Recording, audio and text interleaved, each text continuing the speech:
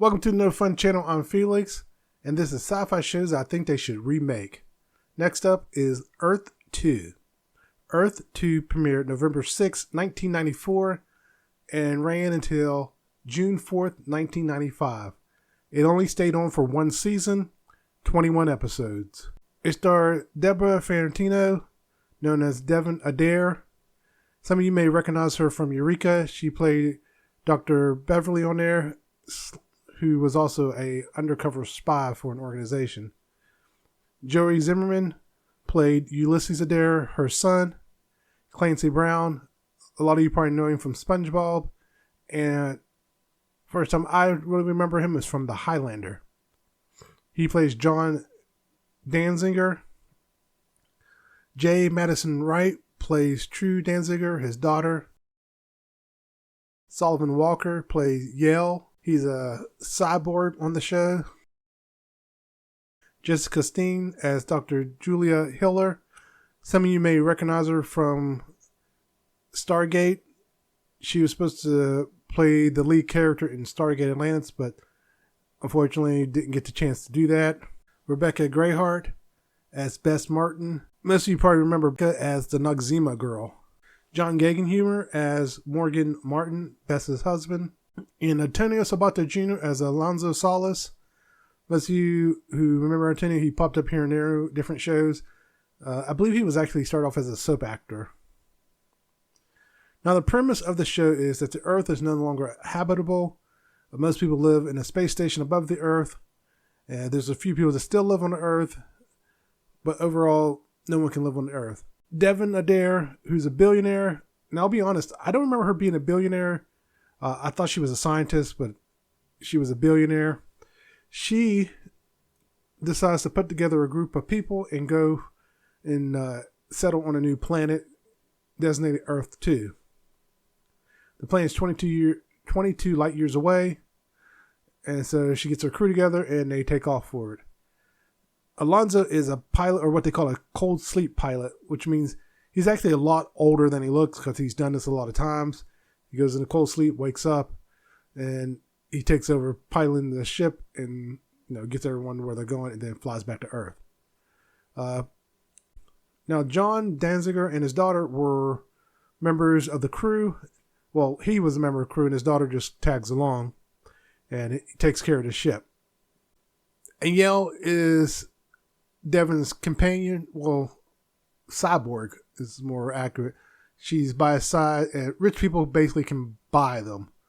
A cyborg, in this instance, is actually a former convict that's been rehabilitated and turned into a cyborg. Their memories are altered or erased.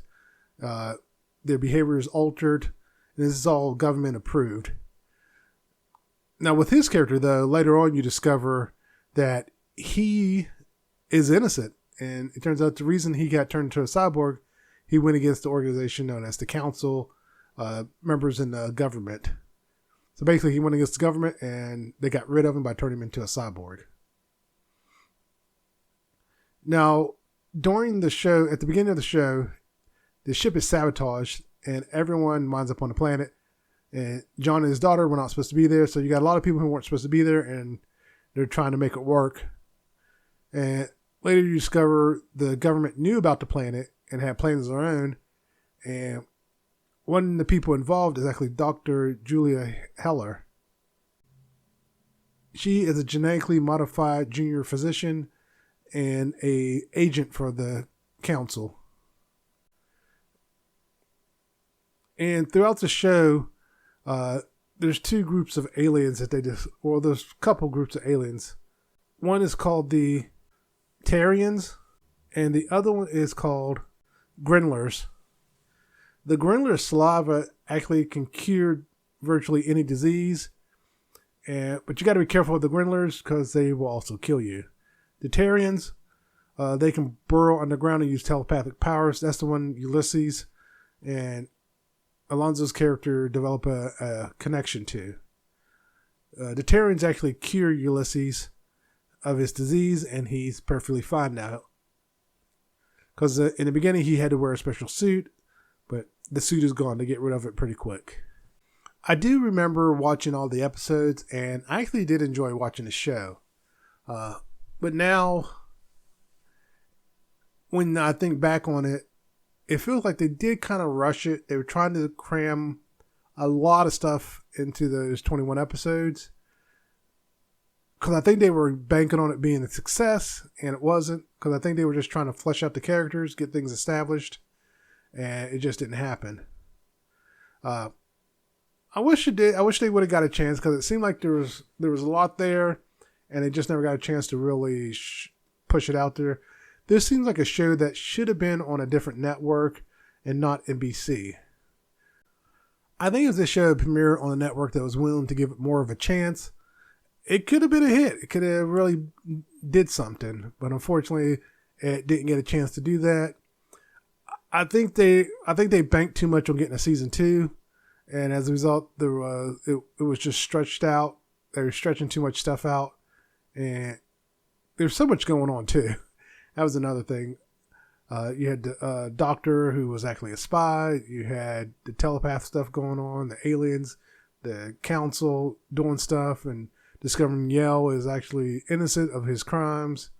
So yeah, there was a whole bunch of stuff going on, and I wish they could redo it to the point where they got everything resolved. Is kind of how I wish it could have gotten taken care of. And that's one of the reasons I chose this show to be remade. I actually could see this going two ways. I mean, obviously the one way is to completely recast everyone and reshoot everything and try to get it all done in one season. Maybe even turn it into a miniseries. Then if it's a hit, or turn it into a movie and try to get everything in there in that movie. And if it's a hit, turn into a series, or again, like I said, it could be a miniseries and turn into a regular series. But yeah, I would like to see everything get resolved, but again, like I said, they didn't get a season 2. But the other way is, it's been 30 years. I was thinking about that. Bringing the show back now and make it look like the new planet has been, they moved to the new planet. Everyone's living there. Because I do remember in one episode they had a flash forward where they were showing everybody growing up and everyone older. I think it was supposed to have been 30 years later. So they could do that. It's like it's 30 years later and they're living on the planet. And they could have that the humans either learn to live with the aliens or they're at war with them. Because I believe in that flash forward, they were still kind of at war with the aliens. It was kind of like what happened with the Native Americans type of deal. So they could actually do something like that. And they could also do a flashback showing how they dealt with the council, what happened to Yale, and how they resolved everything. And now they got new issues. Now, one thing, though, is the actor Sullivan Walker, who played Yale, he has passed away. They would have to do, maybe get another actor to play the character for the flashbacks or something like that. And J. Madison Wright, she also passed away. So they could also have it, if they brought it back 30 years later, that those two passed away either during some kind of war or skirmish and they passed away. Or they could just have, they could have them just, they've gone away for whatever reason. They don't necessarily have to kill them off, just write them off the show. And let's say Clancy didn't want to come back. They could just have the two characters went off to live someplace else. Him and his daughter decide they didn't want to live there no more. They were able to get rescued and they went elsewhere. But yeah, I don't know why, but I just feel like there was a lot that could have been done. There was so much we missed out on with this show. It's one of those shows that you just wish could have got more time. Unfortunately, there's a lot of shows like that where to you it seemed like a great show, but unfortunately the ratings just wasn't there. And this seemed like a great show. I mean, the upside is because this show was not a success, Deborah went on to be on Eureka. But I think this is definitely a show they should bring back. And I'll be honest, I don't think they really need to change anything with the script. It's just either bank on there just being one season, try to get everything done that way. or sign a contract where they can be guaranteed at least 2 or 3 seasons, so that way they can tell the whole story. Or even, like I said, I don't really watch regular TV anymore. I don't know how many syndicated shows are, or how big syndicated shows are right now. Well, I mean, but streaming services are having commercials, so they could still do a syndicated show. But yeah, they could even make it a syndicated show. They could go that route. But Earth 2, I definitely feel like was a missed opportunity. I would have liked to see the story get completed. And like I said, two of the actors have passed away, so they could pay tribute to them, or not. I think they should pay tribute to them. Just either write them off the show, or like I said, they could give them a heroic death, and even maybe give a monument to them or something. But I would definitely like to see Earth 2 come back. Now, I did find where you can watch all 21 episodes on YouTube. I'll put a link for it.